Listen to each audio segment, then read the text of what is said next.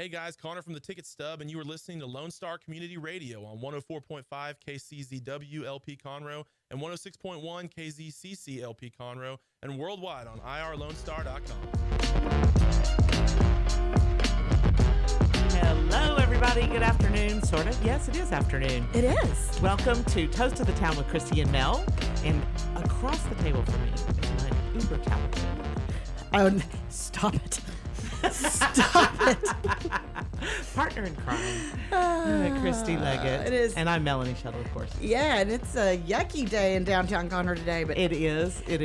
Chamber of Commerce slipped up. yeah, but you gotta have those. Yeah. Gotta have those.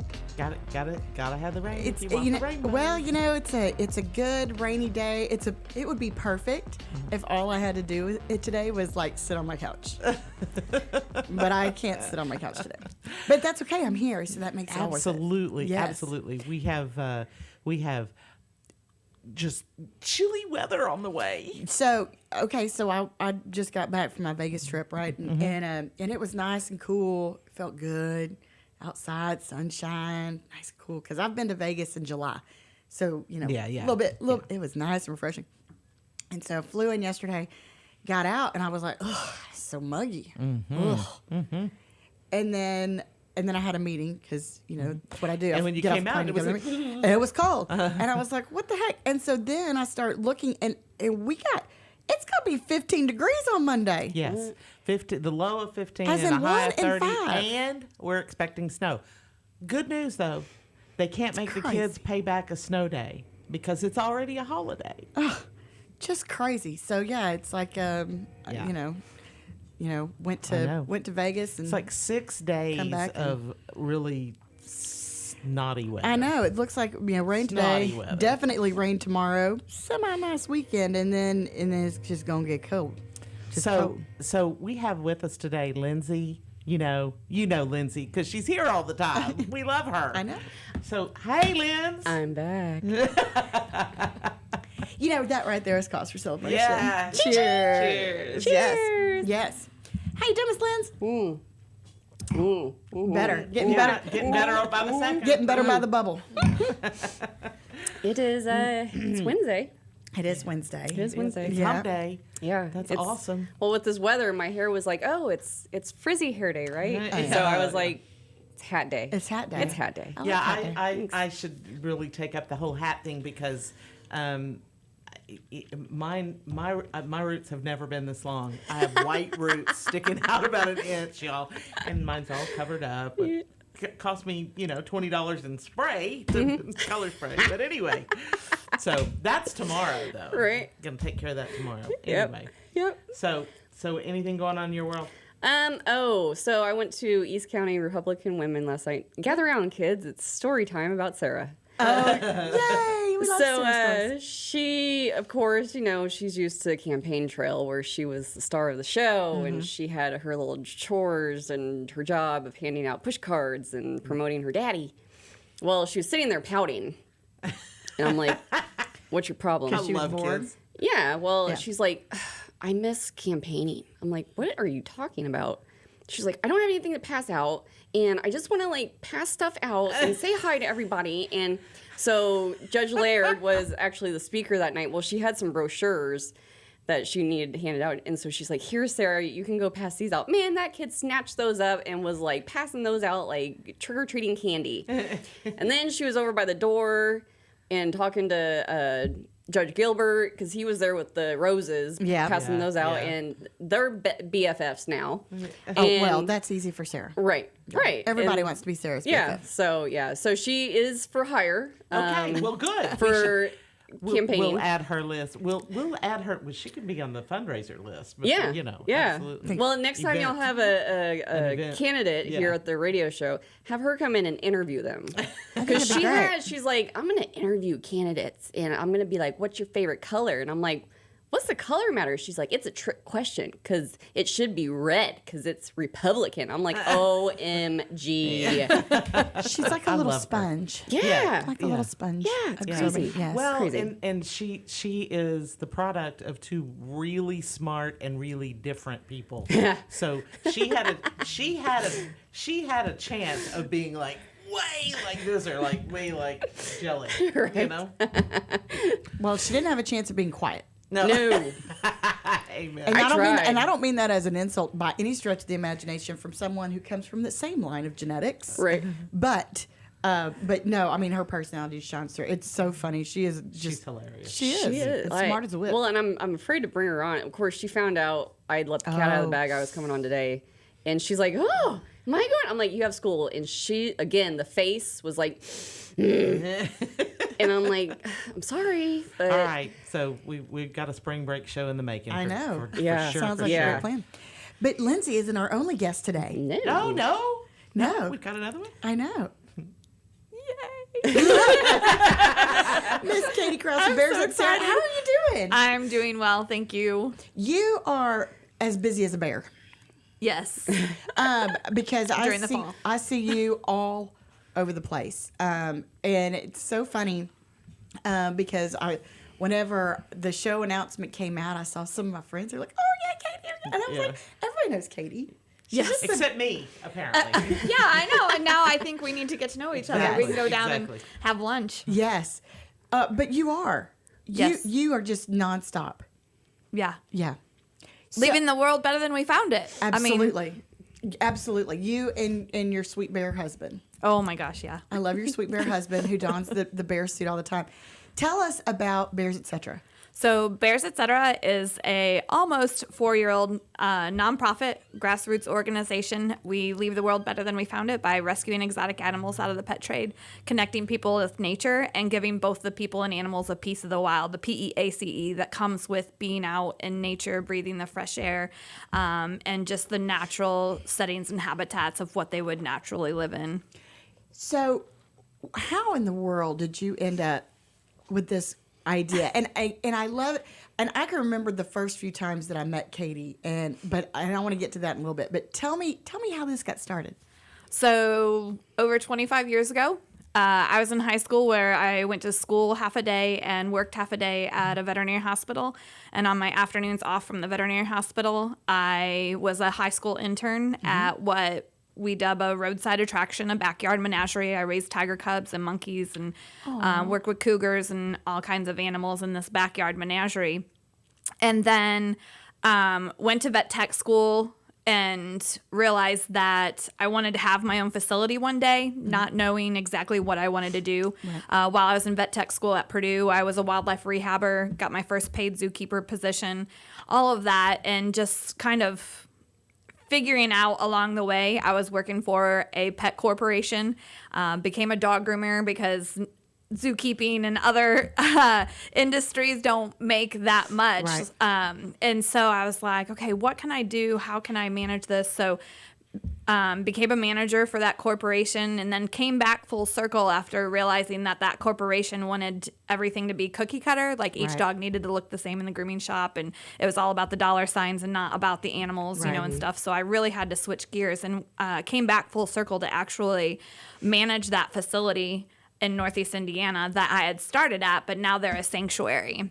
Wow. So learning the ropes of what true sanctuaries were, and then realizing that bears are the most underserved, and they just happen to be my favorite animal. And this comes from when I was little, collecting teddy bears and bears, you know, and stuff like that. And so I was just like, and the first 2 bears I met were retired circus performers. So that kind of set in stone that this is kind of what I needed to do. And so after several years of working at that facility in Northeast Indiana and wanting to get back to Texas, I had moved back and forth a couple times with the corporate job.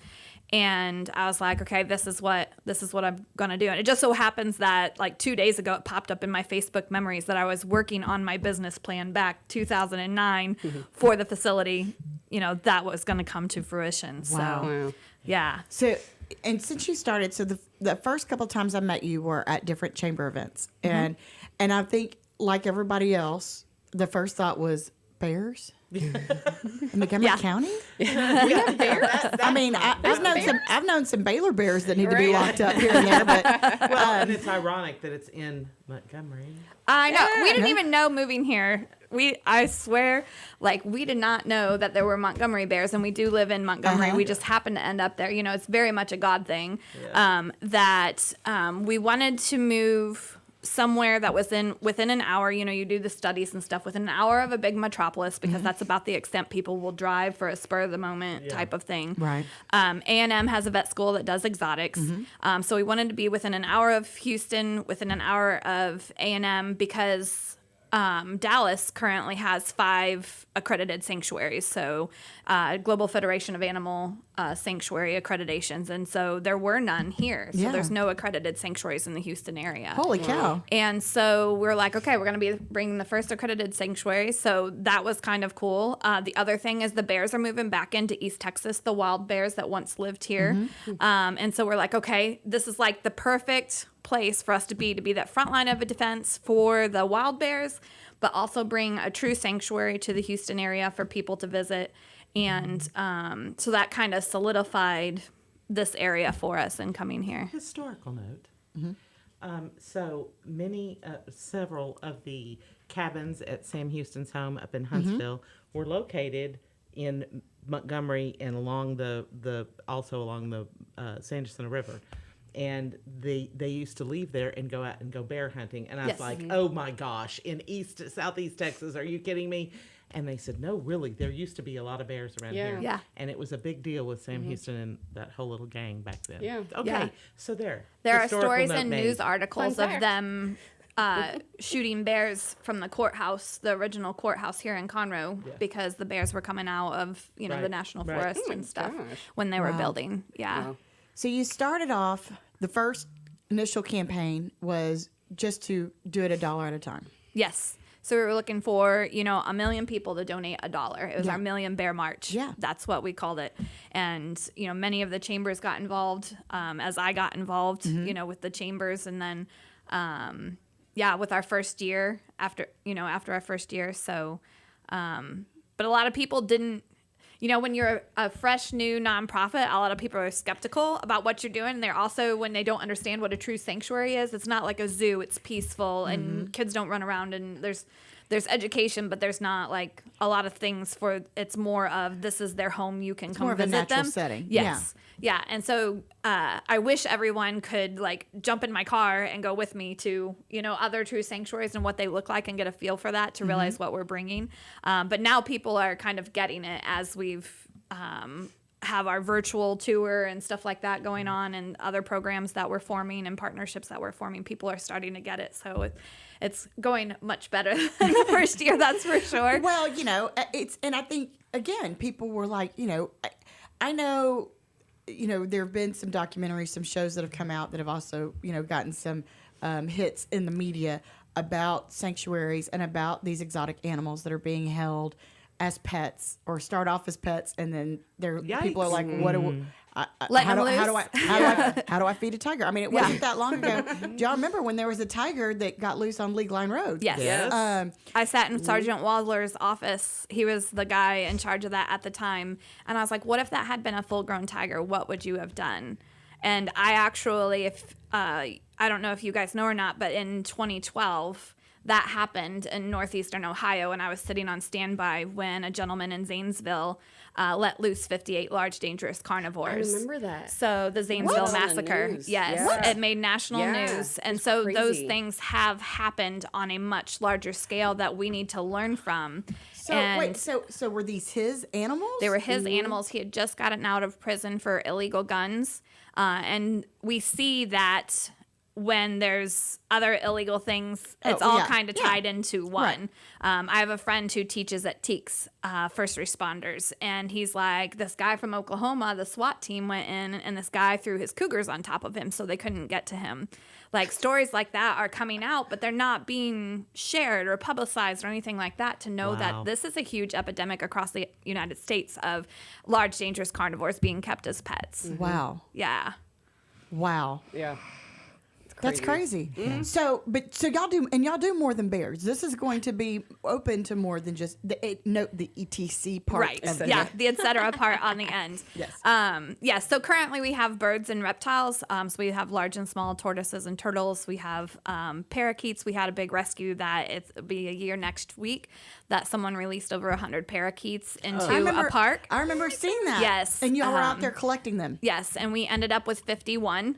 Mind you, these were babies babies. They were just new fledglings bought from a pet store that were released as a part of a religious organization's annual ritual. But here, our seasons are a little bit different than theirs. So we really wanted to, if I wasn't so busy, one of my goals last year was to get in contact with them and connect them with local wildlife rehabbers so they can release releasable animals that are native and not non-native species. So they can still practice their religious freedoms, which they have every right to. But at the same time, be respectful of the animals that are normal to that habitat. Yeah, because it is illegal to release non-native species into the wild. Yeah. So we are currently at 63 parakeets in our aviary that we built in our backyard. So wow, yeah, that is probably one heck of an aviary. Yes. So have you found your ideal place yet? Where you want to eventually. So our goal is Montgomery County. We need 20 acres because unlike the rest of the state, Harris County and Montgomery County and other counties around the big cities do have exotic animal laws. So we can't build an enclosure within 1,000 feet of somebody's home, and we also can't build within a mile of a school. So 20 acres gives us that buffer. And every time we find a place, it's bought up. We are the fastest growing county in the nation. So it's really difficult to be like, hey, I want this piece of land, but can you wait on us to fundraise to get it? You know? So that's been the most difficult part. Is especially last year, we came off a great year of fundraising and people getting to know us and all of this stuff to complete standstill at the beginning of the year and canceling all of our events, not knowing what was happening because of COVID. So this year we did cancel our birthday bash, which is usually the end of February, but we do have our bear crawl coming up, which is a Montgomery County winery distillery brewery tour in May. Like a pub crawl, only it's a bear crawl. Yeah, I like that. And then I love that. I could bear crawl. Yeah. And then working on Oktoberfest, which was our first big fundraiser. That is barbecue cook-off, you know, the end of October and stuff. So we're really excited to be holding that again. That's exciting. So you're originally from Indiana. Yes. So I'm a 5th generation farmer. So doing things naturally and, nice habitats and stuff like that, not like the concrete that you see in other facilities, doing everything very naturally and having a food forest in order to feed the bears. I became a master gardener down here because farming down here is a lot different than it is in Indiana. I'll tell you what. And you can walk 10 feet and you need to farm a little bit different than with that black gumbo, I tell you. It's interesting. And so here you are in Texas. Okay, so, and you've been here, you said you kind of moved here whenever with work and everything like that. But you moved here permanently, about 5 years ago? Yeah, 5 to 6 years ago. Yep. So, so as somebody starting a brand new nonprofit, how amazing is this community as far as showing up to support not only animals, but nonprofits in general? I feel more at home here than I do back home. Really? Oh, wow. And, I am this person that has friends everywhere and, and so it's easy for me. But, like, this community, they have just believed in me for the most part. There are some of those, like, what are you doing, you crazy lady? But you're easily excitable and you're friendly and you're ebullient and all of those wonderful words. Yeah.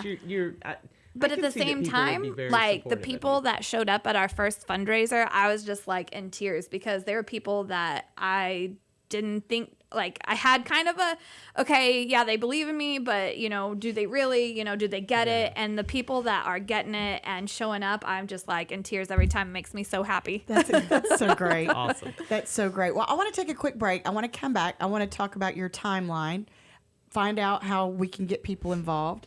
And then I want to hear some more of your stories because I know that you have some really amazing stories of animals, of people, and the facts out there that there are so many people that have neighbors that have bears that they don't know about.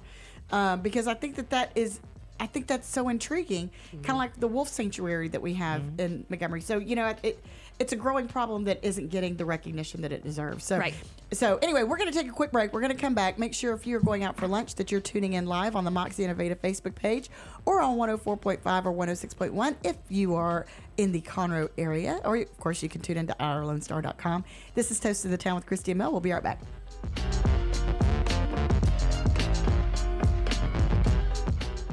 Hey y'all, it's DJ Mike from Dance Time in Texas.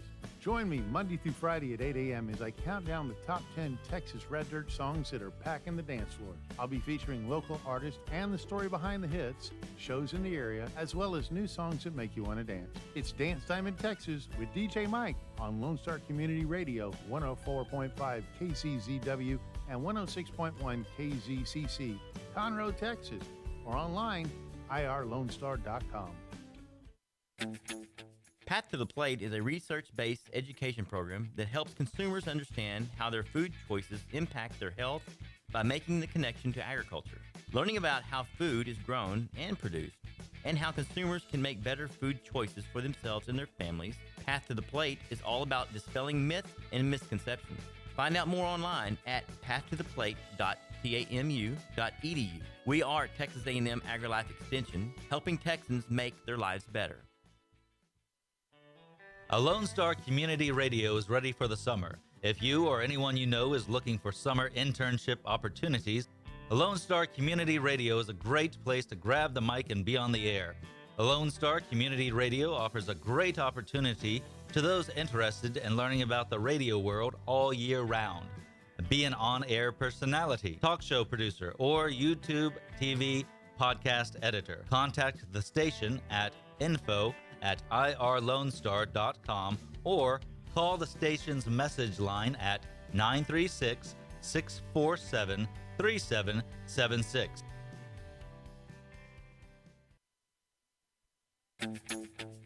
What can the Better Living for Texans program do for you? You can learn how to increase your consumption of fruits and vegetables, choose foods that are relatively inexpensive and good to eat, make your food dollars last longer, prepare quick, nutritious meals, help your children learn how to eat healthier snacks, and much more. Our program is committed to helping people like you improve your health through providing research-based nutrition education in a friendly, cost-free, and relaxed environment. We are Texas A&M AgriLife Extension, helping Texans make their lives better.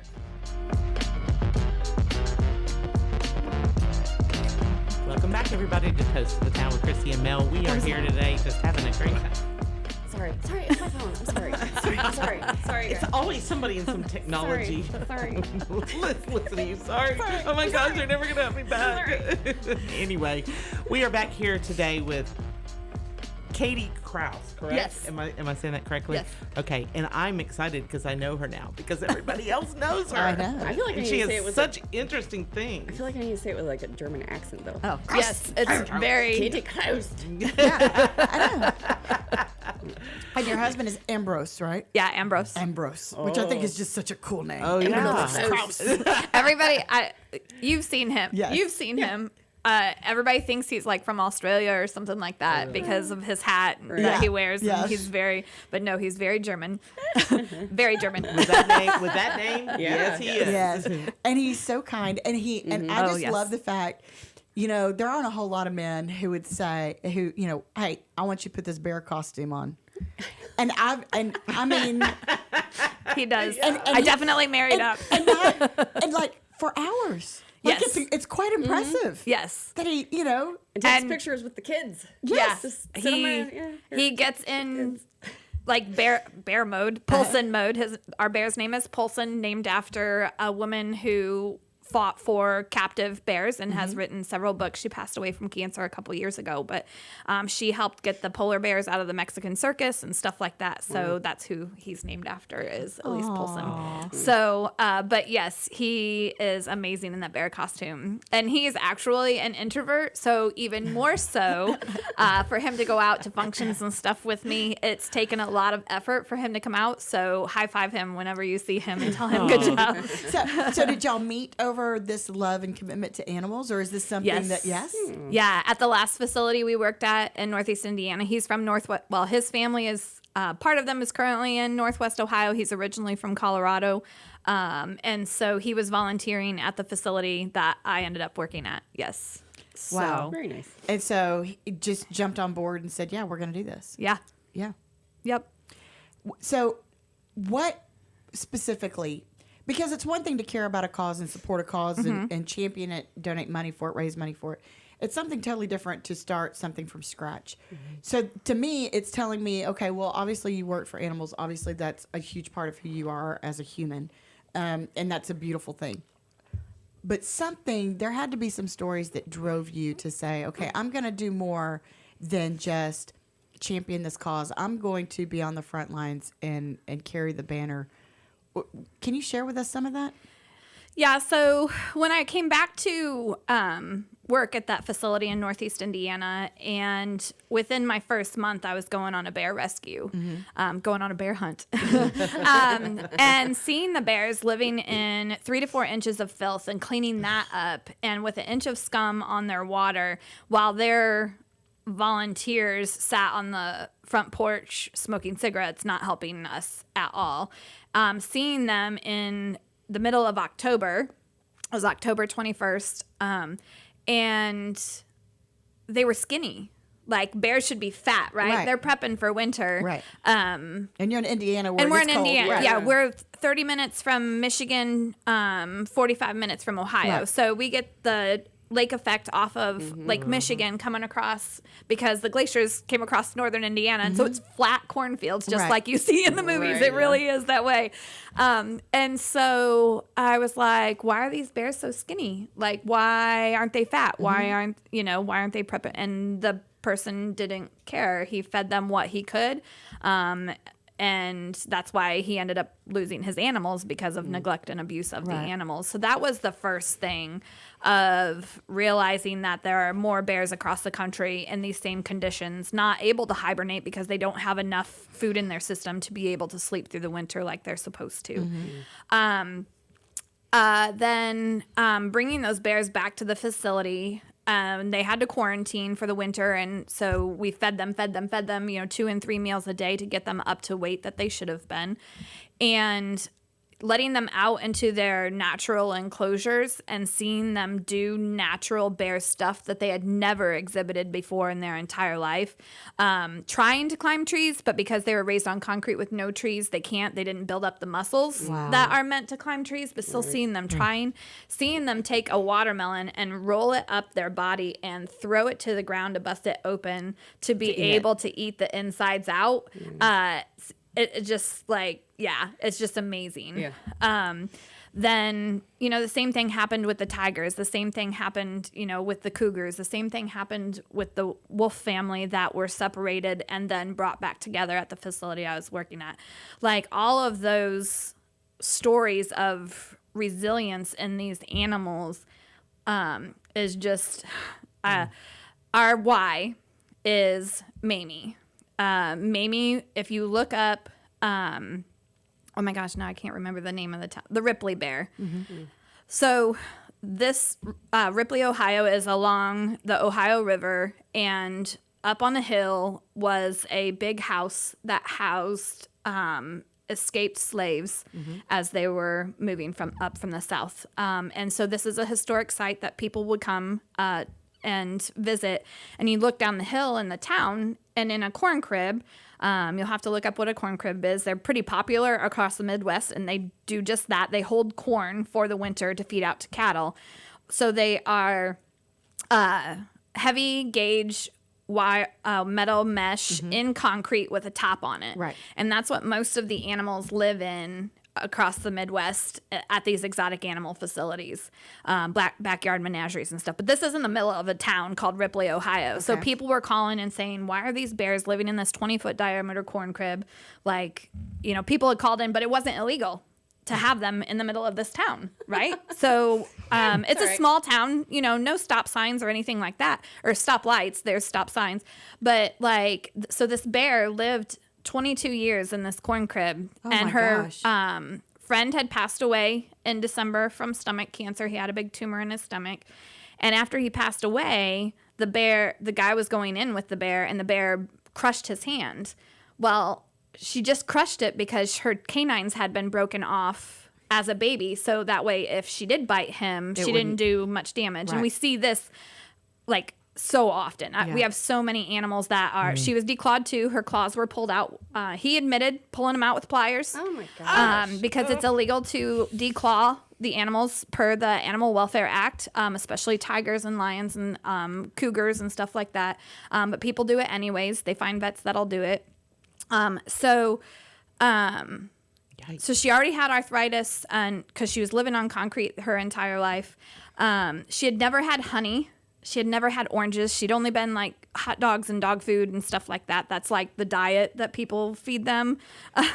And so it's just like, I saw this bear. It was President's Day. We went and rescued her. She was 130 pounds, which she should have been 300. Yeah. And her short little stubby feet, for walking on, because they had, decline is the amputation of the end of a toe. Yeah. And just scared, head throwing, a lot of what we call stereotypic behaviors of pacing and all of that stuff. Like she was in shock. Yes. Yeah. Yeah. And so we got her back to the facility I was working at. And then after her quarantine was done, so we keep them in a smaller enclosure and then move them out of quarantine into their big enclosure. So when we first let her out the first week, she paced that same 20-foot diameter circle in this huge half-acre enclosure. So then we had to do other things for her, enrichment and blocking some of her paths and making her choose other paths and getting her brain to work better to bring her out of this psychosis that she was in. Wow. I relate it kind of to mental illness. It's not exactly the same, but that's the easiest way for people to kind of understand it. Well, if you grow up confined in a space like that, you learn that those are your natural boundaries, and I can only That's all imagine you that know. with an animal that's even Right. worse. Yeah. Right. So similar to cribbing and horses and stuff like that, although there's not the endorphin release with this Right. type of thing like Right. there is with cribbing, or dogs barking and digging. It's an endorphin release. It's an excitement thing. But with these guys, it's like, it's just like psychosis. Yeah. They just walk. So eventually she came out of that. She then was befriended by the other bear that was blind, and I'll tell her story here too. And then she lived there until 3 years ago. She ended up with cancer and passed away. But her last years of living were amazing, right? She got to be what bears are meant to be, as with being inside of cage still, but giving the freedom to make the choices whether she wanted to be inside or outside, because we've rescued bears that have never had indoor enclosures in their entire lives. Trouble, my favorite bear, had to scrape up the dirt and his own feces and decaying materials in order to keep him warm during the winter, because he didn't have inside enclosures to get out of the weather in central Indiana. Now and what gets me is, you have these people. Number one, how in the world did they get these animals? And I know there are black markets, Right. But No, it's completely legal. You can buy a bear cub for $300 to $500 and have it as a pet in most states, no questions asked. For a registered dog these Yeah. days. Yeah, in the state A of lot Texas, you cheaper. just need a $50 large dangerous carnivore permit if you're outside of like Montgomery County or Harris County. and what gets me is why. I mean, I guess this person who declawed this poor bear, which just absolutely makes my skin crawl. Just like I think I'll get a bear. Mm-hmm. I mean, no other purpose. He was no cool. other- He was, people. He was a Vietnam veteran, so he had PTSD. He had a hard time making friends and relating to people, but this was the common denominator. Everybody wanted to come see the bear. Yeah. Yeah. And he was cool again. He was important again, Yeah. type of thing. Same with that Terry Thompson at the Zanesville Massacre. He was a veteran, PTSD, mental health not being treated, things of that nature.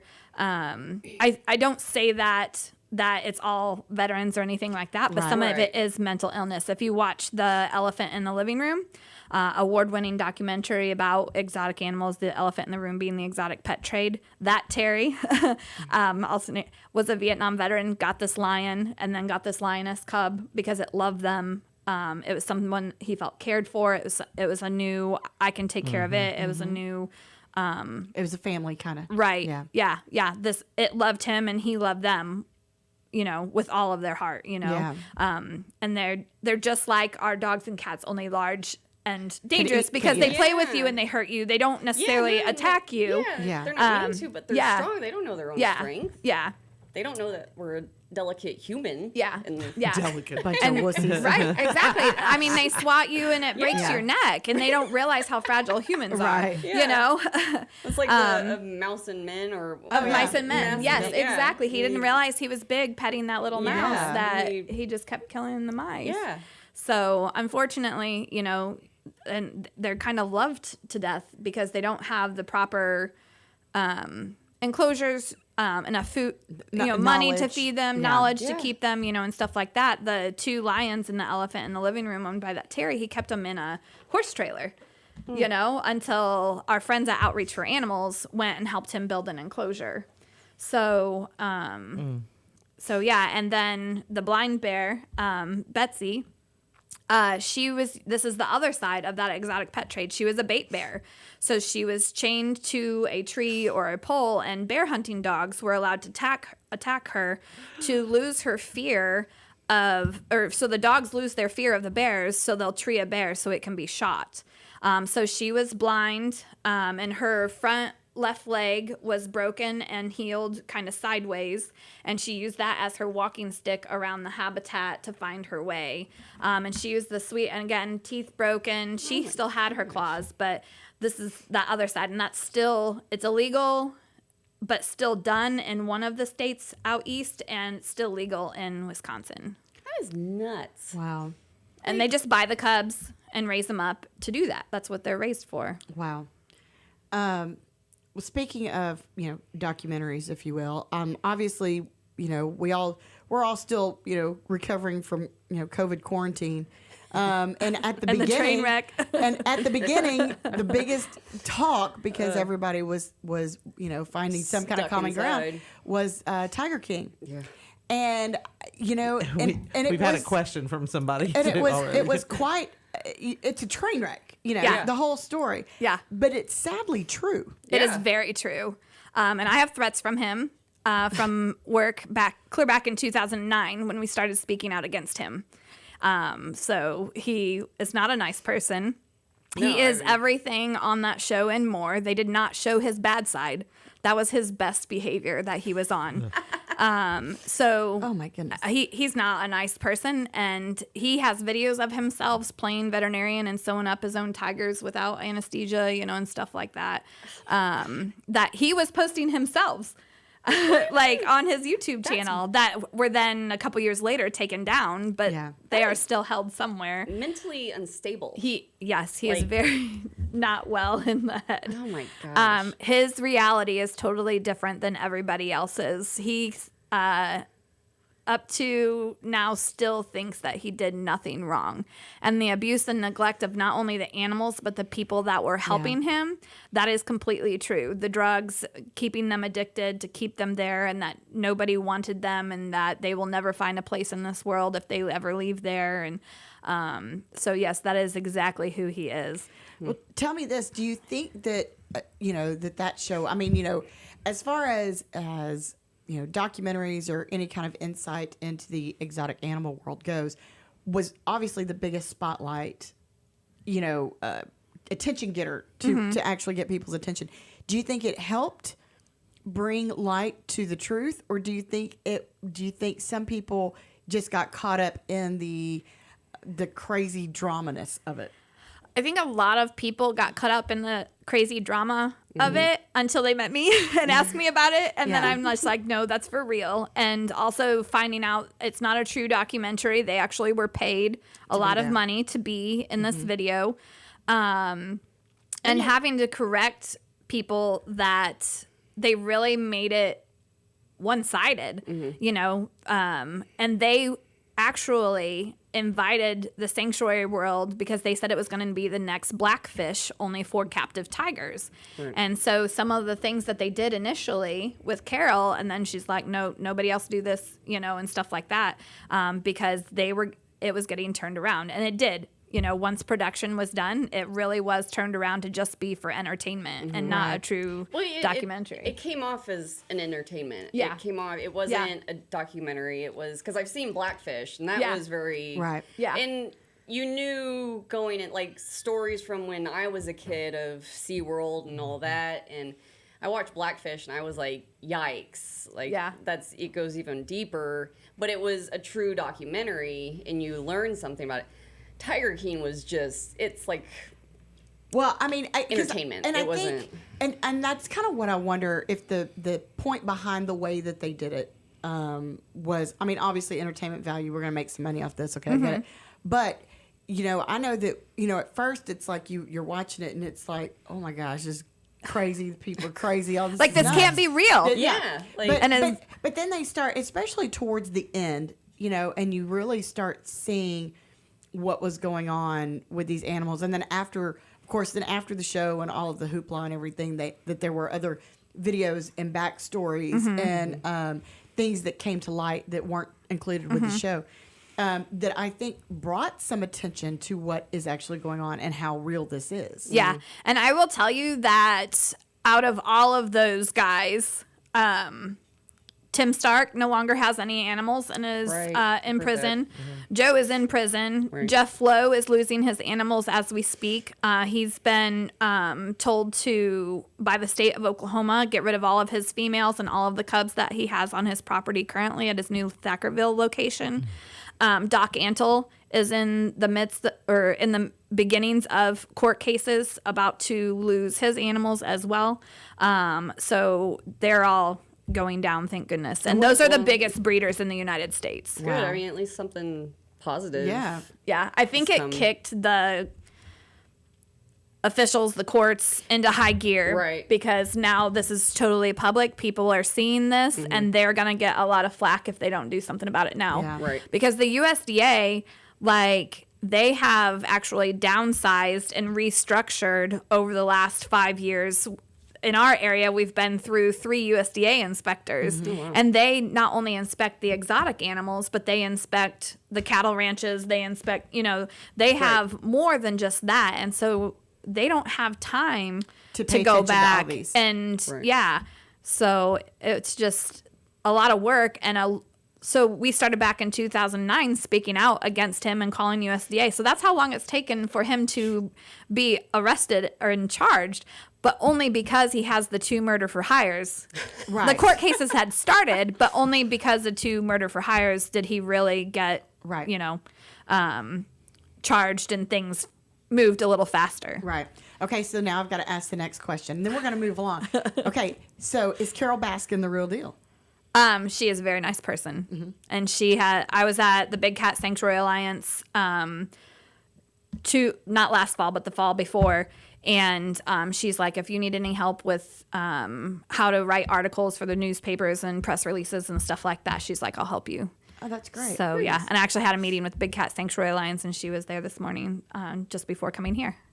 Really? Yes. So exciting. Very So cool. it's a group of very great organizations and people fighting for these animals. Yeah. So I'm very blessed that they let the bear lady into the Cat Sanctuary Alliance. And they always laugh, but they Lions, know. tigers, and bears. Yes, they know how much this means to me. Yeah. Because if the Big Cat Public Safety Act gets passed, then bears will get added on after that. But right Yeah. now, it's the big cats are the focus. Right. So you mentioned that that not every state and not every municipality in every state actually has legislation that is geared towards protecting these animals and making sure that they are being raised in habitats that are suitable to them. Mm-hmm.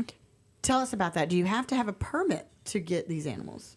So depending on the animal, so for us, black bears are a native species, so we have to have a Texas Parks and Wildlife permit along with a large dangerous carnivore permit. If we were to do brown bears, then we wouldn't need the Texas Parks and Wildlife because they're not a native species. So anything native, so bobcats, cougars, things of that nature, wolves, then you have to have those both permits. If you're open to the public and charging admission, you have to have a USDA license. Okay. USDA basically says they have to have enough room to stand up, turn around, and lay down. There's a lot of gray area, and that depends on your USDA inspector, what they say. Yeah, because that's kind of some loose guidelines. Right. Yeah. They're very loose guidelines.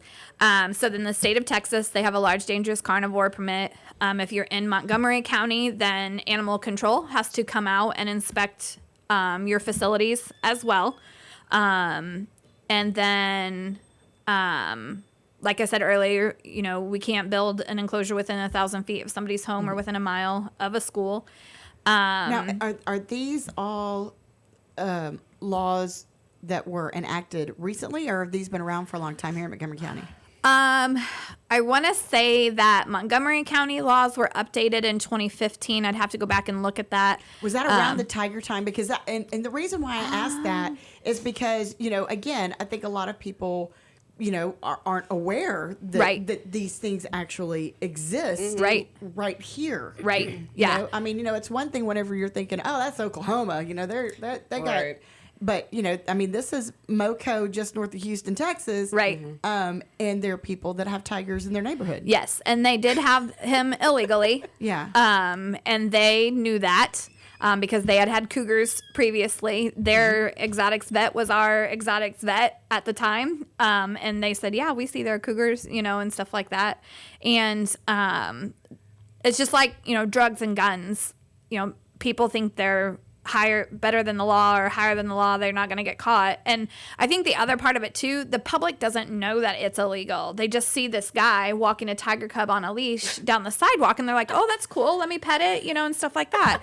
And so they don't even think that anything could possibly be wrong because they would follow the rules, right? If they needed a permit, they would get a permit, right? And everybody just assumes. And you would think if somebody was out in public walking their tiger that, oh, well, obviously he's not hiding it. They're smarter than me. Yeah. They're not hiding it. Yeah. And he was. And then as tax day floods, he'd tied it in the backyard, evacuated for flooding, and then it got loose. And in that watercrest. Yeah. Right there at Legal Oh, Area yeah. Longmire. It's like, it's right where I live. Right where I live. It's right there. So, yeah. And then the lady in Houston who had several tigers living in her garage illegally, and monkeys and other things. And she's like, well, the police came in, and if there was a problem, CPS would have come and got my kids. And I'm like, well, CPS also has to have, a paper trail as well. They can't just go in and take your kids. Right. And she's like, they came in and took pictures with them and stuff. Well, they were collecting evidence. She allowed them through the door, allowed them to play with the animals, and was just like, yeah, this is cool. She posts all over her Facebook and her Instagram. And then she, got arrested for having them illegally. And this was like the year after the Conroe Tiger Cub. And then just last January was the tiger in the garage in Houston.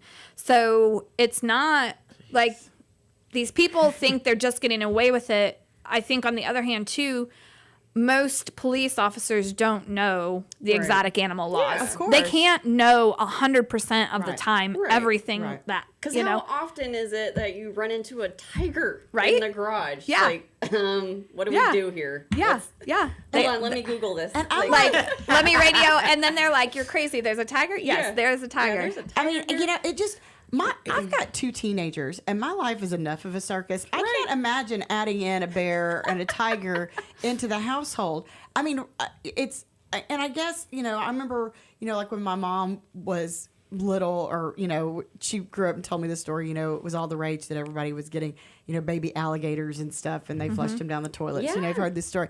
And, it's one of those things that, now how people don't think, oh, well, that's going to get big. Yeah. And how am I going to feed a Right. full-grown tiger or a full-grown bear? Yeah. And how am I going to be able to care for them in a sensible nature? It absolutely blows my mind. But Yeah. it's even like that with dogs. Well, this is true. It is. Puppies, and then Yeah. this Great Dane puppy, and it's so cute, and look at how I can didn't hold realize like a it was baby. gonna get and all of a sudden big. it's the size of a pony. Yeah. And they're like, oh, well, And you can't I don't afford want the it food anymore. bill. Yeah. Yeah.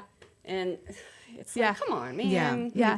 Well, just last week in San Antonio, a tiger cub jumped the fence, and the gal called 911. It's like, there's a tiger in the backyard. And they're like, you gotta be kidding. Like, no, there's not. And she's like, no, and had to send them video to show that there's a tiger in the backyard. Well, by the time the police got there, the person that owned the home had taken the tiger back to the original owner, who also lived within city limits, so highly illegal. And it's just like, had that been a pit bull incident, it would have been all over the news. Oh, yeah. Their names would have been shared, but they're not sharing any of the names or the addresses or anything like that for this tiger. And I'm just like, no, this is like, they're doing something illegal. Like, Yeah. Yeah. On top of everything else. Right. On top of everything else. yeah. Right. So how can people support you and support Bears, etc., and give these animals a chance at a second life? We are looking for board members. We have 4 more seats that can be filled. So we're always looking for volunteers to help at our events. Our bear crawl coming up, 3-hour shift, and you get paid with wine, beer, and whiskey, right? Over Memorial Day weekend. So buy a ticket, come out, taste, come out, work, become just a regular volunteer to do outreach and stuff like that for us. We do a lot of outreach in the community, whether it's going to chamber events or having booth spaces at pop-up markets and stuff like that to sell our shirts. The way we have it set up, that our shirts and everything like that we sell pay for our operating budget, so that way all the money that we fundraise for goes into our capital campaign. And if you know somebody with 20 acres or more that they are selling or want to donate or leave a family legacy, that the campus gets named after their family, something of that nature, we're willing to work with you, for that, or pay for part of it, donate part of it, tax write-off type purposes. If you've got 100 acres and you want to donate 20 of it for us to use for like 10, 15 years to get us our start, and the ask is now. There are 6 bears in need of immediate placement as of last week. Wow. Because COVID has done a number not only on, us, and affected us here, but also the roadside zoos that aren't getting the visitors through. The first things that get cut out of the budget are going to be your bears that eat 40 pounds of produce a day, and stuff like that, because they cost so much to house and feed. Yeah. So there are currently 6 bears in need of placement that have nowhere to go. In this area? They're not in this area, no. But they're around. But they're around, yes. Yeah. So how do they find you? How can they locate you? Our website, bearsetc.org. We are revamping that, so bear with us a little bit. Not everything is up there anymore. Our Facebook page is our most active. So Bears ETC on Facebook, Instagram, Bears ETCTX, and on Twitter, Bears ETCTX as well. So if you are listening today, really go and read the stories. KATI is such a go-getter. I mean, and I see you all over the place. I love that you're sharing this story and doing it so passionately that people are catching on and realizing what an issue this is, literally in our own backyard. Yeah. But There are currently 1,000 bears in need of placement across the United States living in people's backyards. That's crazy. Wow. Yeah. Not even roadside zoos and stuff like that. Yeah. Backyards. Yeah. backyards. Yeah. Bear in your backyard. It's crazy. Well, thank you so much for coming on today, for telling us the story. Make sure you go check out Bears, etc. I promise you the information is really, really close to home. And, as animal lovers ourselves, it's an important time for all of us to take action, take care of those that can't take care of themselves. So anyway, thank y'all for joining us. I didn't realize we were having tunes already, but it's time to go. It is. It goes by so fast. It does. Yes. Because It's it's so so fast. much fun. I know. KATI, it was a pleasure to meet KATI, you. It's a pleasure to meet you, cheers too. to you. Yes, for cheers. definitely being one of the best in Montgomery County. Thanks for taking care of our animals. If you have a story that you want to share or a cause that you'd like to get some attention to, be sure and let us know. Contact us at Moxie Innovative on the Facebook page, and make sure you tune in every Wednesday between 12 and 1 as we toast the best of Montgomery County, just like Bears, etc. We've got great shows coming up. We do have great shows coming up, so make sure you like and follow us so you can watch us live. KATI, thanks again. Lindsay, Yes. always wonderful to have you here.